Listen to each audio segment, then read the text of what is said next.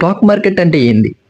So ఈ వీడియోలో అసలు స్టాక్ మార్కెట్ అంటే ఏందో సో మనం డెఫినేషన్తో అర్థం చేసుకుందాం. సో ఏంటంటే trader are investor buying and selling of the public listed companies. So మీకు అర్థం అవ్వలేదని నాకు అర్థమైంది. సో నేను చెప్తా వినండి. సో ఒక కంపెనీలో ఉన్న షేర్స్ని ట్రేడింగ్ చేసేవాళ్ళు కావచ్చు లేదా ఇన్వెస్టింగ్ చేసేవాళ్ళు కావచ్చు. బయింగ్ అంటే అమ్మడం, కొనుగోలు చేయడాన్ని సో స్టాక్ మార్కెట్ అంటారు.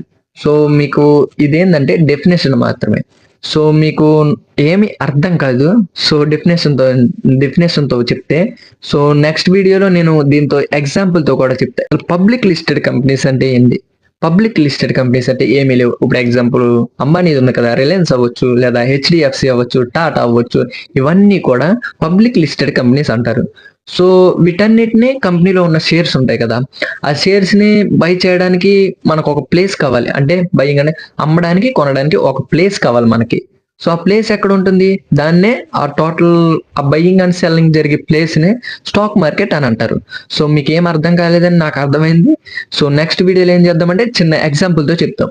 సో ఎవరైనా ఫాలో చేసుకోకపోతే వెంటనే ఫాలో చేసుకోండి. అండ్ నెక్స్ట్ వీడియోలో అసలు స్టాక్ మార్కెట్ ఎగ్జాంపుల్తో మనం మాట్లాడుకుందాం.